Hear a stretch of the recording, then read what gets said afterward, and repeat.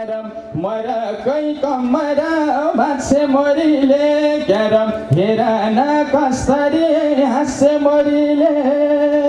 यसलाई पनि माया गर्नुभएको थियो। हेर न ओइ बाटुली यसरी हो नाच्ने ए बारुली कमर मरकै भाँच्ने। हेर न ओइ बाटुली यसरी हो नाच्ने। यसलाई पनि माया गर्नुभएको। गीत पनि मैले गाउने ताली पनि मैले हान्नुपर्ने आमार कपाल गनाएर भन्ने। मेरा गीतहरू व्यङ्ग्यात्मक हुन्छन्। म 59 सालबाट दोहोरी क्षेत्रमा प्रवेश गरेँ। सुरुका दिनमा म दोहोरी गाएर यो क्षेत्रमा आएको। सुरुमा मैले रिता थापा मगर भनेपछि एउटा दोहोरी गाएको थिएँ। हजुर ती मगरले मलाई यति पेलिन साँधिने भन्ले मैले बडो फुर्ती लाएर हे हिँड्छन् हाम्रा बात अघि अघि बढेर रातो कारमा चढेर हिँड्छन् हाम्रा बात अघि अघि बढेर रातो कारमा चढेर भने फुर्ती लागेको। केटीले बेसरी पेल्यो हजुर मलाई के भन्छ भनेको त हे दुईटा गोरु अघि एउटा लौरो वारको पर त्यही त होला रातो कार। दुईटा गोरु अघि एउटा लौरो वारको पार त्यही त रातो मेरा टक्क हल जति बनाइदि तै पनि ठिक छ। मैले फेरि फुर्ती लाएँ हे 50 लाखको कारमा आफ्नो जिउडाल सजाउँदै मेरा बाउ हिँड्छन् हरन बजाउँदै भनेको फेरि बेलजेबा हे तेरा बाले हरन बजाउँदा खुबै दुखी बनेर हहमाले भनेर फेरि पनि फुर्ती लाएँ हे ठुला व्यापारी हुन् साह्रै व्यस्त भइरहन्छन् अमेरिका गइरहन्छन् भनेको फेरि बेचेबा हे तेरा बा हलो जोत्नै व्यस्त कति फुर्सद पाछैनन् काठमाडौँ नि आछैन। सुरुमै त्यस्ता पऱ्यो। यो मगरसित कति गीत भन्न मैले अर्को गीत गाएँ शर्मिला गुरुङसँग ल्याउनुहोस्। एक फेरि शर्मिला गुरुङलाई चिनीले ताली बन्दा फेरि कन्टिन्यू आएको। दिदी त्यताबाट गीत गाउन बस्नु भयो म यताबाट गीत गाउन बसेँ। म फेरि मुख मात्रै कालो मना केही छैन ठ्याक्क दिइहाल्यो। यसो हेरेको शर्मिला गुरुङको जान हेरे त हजुर ठाडो भइसक्यो जस्तो मोटो मैले गीत सुरु गरिदिइहालेँ। हे ओ बेलामा भेटौँदा त ठिकै थियौ दिदी ऊ बेलामा भेटौँदा त ठिकै थियौ दिदी मोटी पनि साह्रै मोटी हे भइचौ जाति बिदी घाँसले हो कि कुँडोले भात खुवाएर त होइन के खुवाउँछन् र बुढोले घाँसले हो कि कुँडोले भन्दिनुहोस्। त्यत्रो अग्रत गाएका म त्यस्तो हेपेर भनेपछि दिललाई बेसखेर रिस उठेछ हजुर। मेरो नाक हेर्नुभयो त नाककै गीत बनाइदिनु भयो उहाँले। के भन्नुहुन्छ भनेको त हे कसलाई क्यारी हेपम भन्दै हिँड्छौ त्यस्तै ध्यानमा कसलाई क्यारी हेपम भन्दै हे हिँड्छौ त्यस्तै ध्यानमा तिमीले खाएको नाकमा लाउँछ हामीले खाएको ज्यानमा मयो भन्दै बसेको यो बाहुनको नाक्नी चुचो चोचो आँखा भित्र पसेको मयो भन्दै बसेको। यसो छाम्छु नाक पनि लामै आँखा नै भित्र बसेर मरेका भन्ने बेला मलाई बिहा र पानी हुसी पनि दुध खाएको दुध त यतामा जाँदो रहेछ आँखा त भडारा फेर मरेछ। यसो हेरेको शर्मिला गुरुङको नाम रहेछ बुच्चो बुच्चोको माथि तेर्सिया रहेछ माथि ठडेको दिदी गर्छिन् दिदी अलिअलि दिदीको नि मिल्दो रहेछ। मैले भनिदिइहालेँ फेरि हे अरू छोडी खान मात्रै चारतिर डोले जाई अरू छोडी खान मात्रै चारतिर डोले जाई गाला पनि कति ठुला हे पाउरोटी फुले झै होलान् सबै तर्केको यो गुर्सिनीको भैँसीको झै ज्यानमा नाक्नी माथि फर्केको होलान् सबै तर्केको।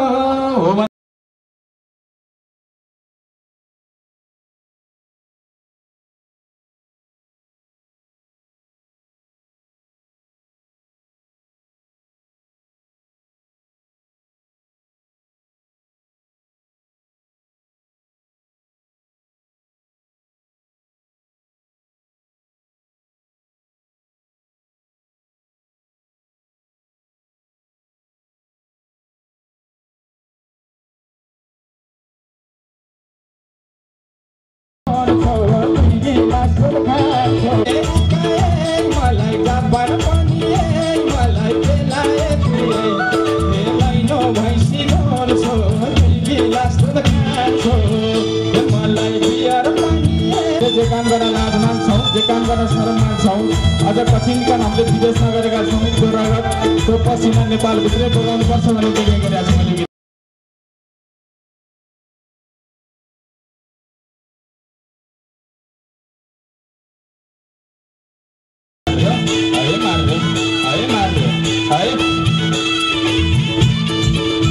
सुहाउनी पनि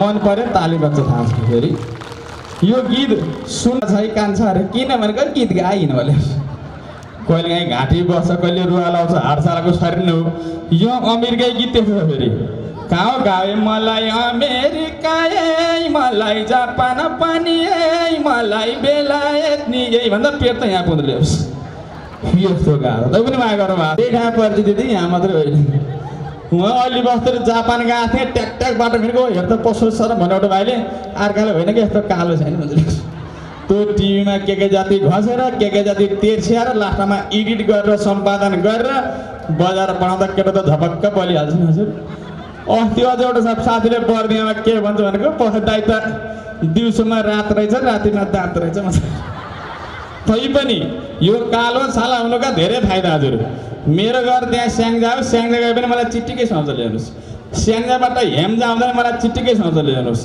बुटोल गए पनि सुहाउँछ वीरगञ्ज गए पनि सुहाउँछ इन्डियाको बिहारमा झन् सुहाउँछ ल्याउनुहोस् श्रीलङ्का सुहाउँछ बङ्गलादेश गए सुहाउँछ पाकिस्तान गए सुहाउँछ अमेरिका गए पनि सुहाउँछ त्यहाँ पनि काला जाति कति ल्याउनुहोस् अफ्रिकाको कुरै नगरौँ भन्छ भनेपछि यो कालो छाला भनेको अन्तर्राष्ट्रिय छाला रहेछ हजुर सबैले फेरि मेरो छालालाई ताली लाग्छ सबैजनाले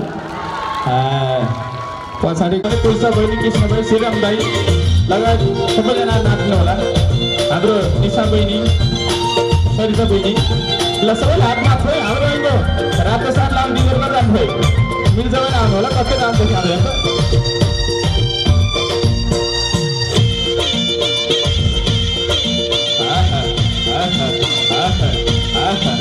हाम्रो पाटन भाइहरू किन आइसक्नुहुन्छ भने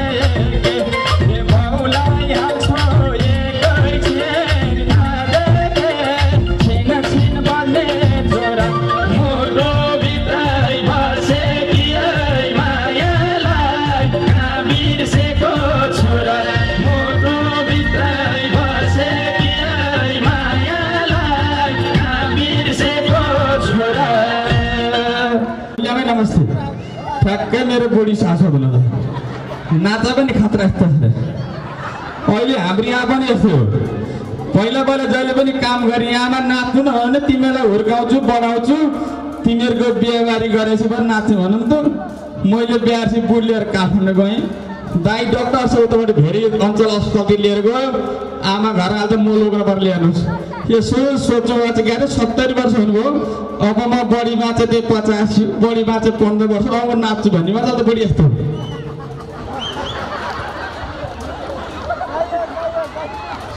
नमस्ते आमाको इच्छा बा पनि झ्याप्पै यस्तो हाल्यो बाजा बज्यो कि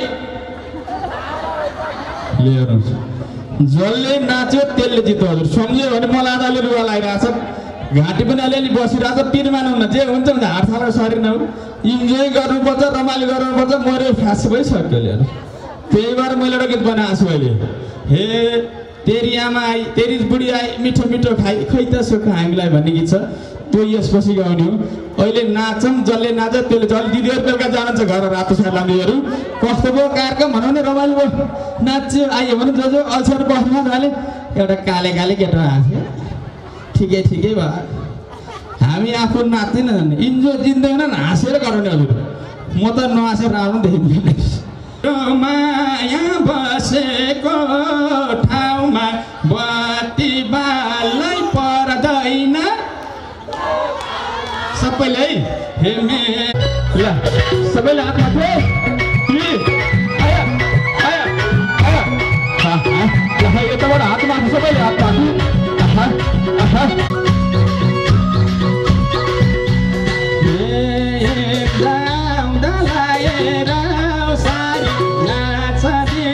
सबैको मेखमारी आया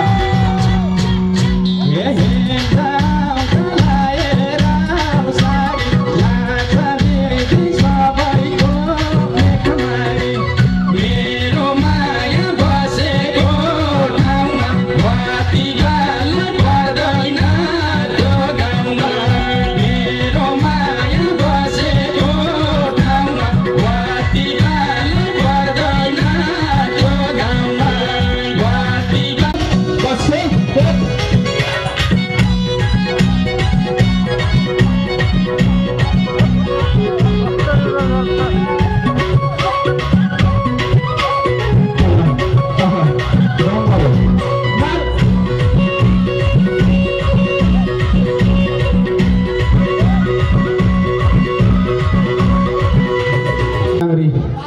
हाइट पनि मेरो आधार छ कहिले डोला चाहिँ यता नाच्छ खुच्छु यता तर्केर मर्छु लिएर हे नै नाना हो तारा कि तिमीलाई पाए छोडिदिन्छु घर कि चिटिक्क जोबन पनि चढेछ मस्त गाला पनि चुप्प मुखाम जस्तो भन्न नहुने अहिले त बोल्न हुँदैन एउटाको हुन्छ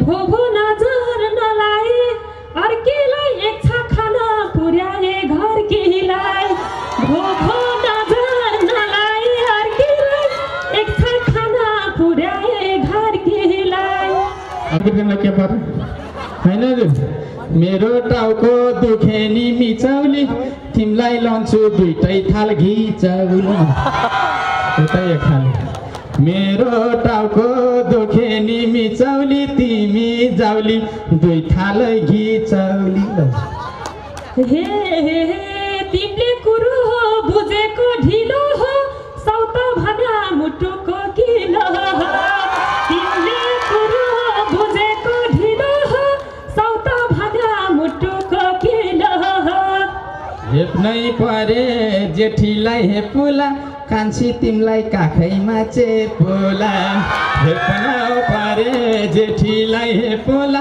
कान्छी तिमीलाई काखैमा चेपुला यति बसी मान्लिन् हे अर्काको भाग खोसेर खान्न म घर किलाई रुहाउन जान्न अर्काको भाग खोसेर खान्न म घर किलाई रुहाउन जान्न मलाई थाहा छ यसले मलाई पछाडि राखेछ चस्मा लाउने बुढोलाई ताकेछ थाहा छ मलाई पछाडि राखेछ चस्मा लाउने हे यसै होइन हेम्चामाको मनको कुरो कसरी चाल पाको उतै जाऊ त नि उसित रोइदेऊ गो जुत्ता मैलो हराइछ धोइदेऊ गो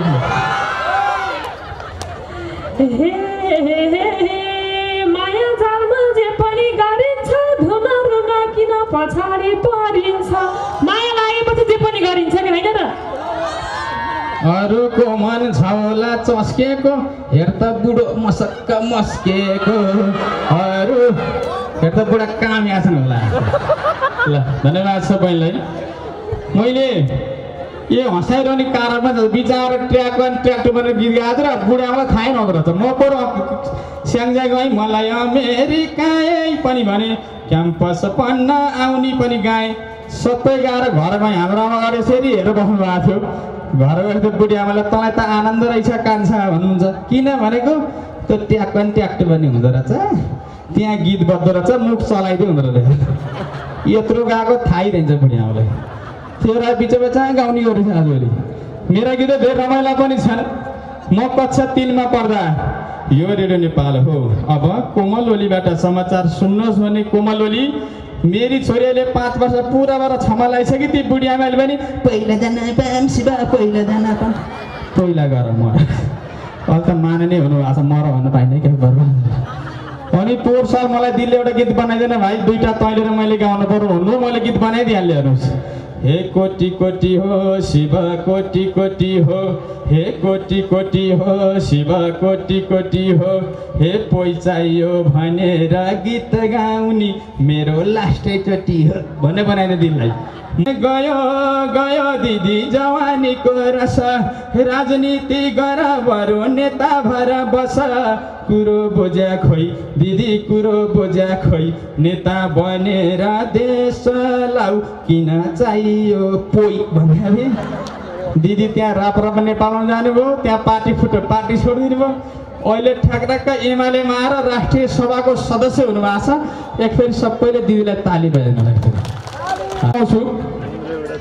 म घरमा जान्छु, मेरो आमालाई पढ्छु क्या मैले। अहिले भने 70 वर्ष हुनुभएको छ, मेरो बा 75 वर्ष हुनुभयो।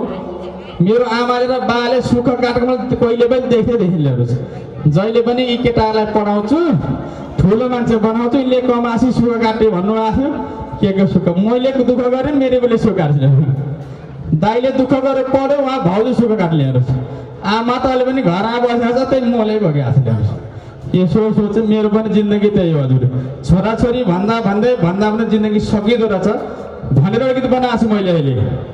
हे मनी कति मोटो थिएँ, बुढी थिए मोटी, हे तँलाई यत्रो बनाए हड्डी घोटी घोटी, अहिले स्वास्नी ल्याएपछि तरक तरक बन्छस्। हे घरको ऋणतिर भन्दा पनि के गरिन्छ भन्छस्। हे तेरी बुढी आई मिठो मिठो खाई, खोइ त सुख मिलाई। सबै ताल्यो त।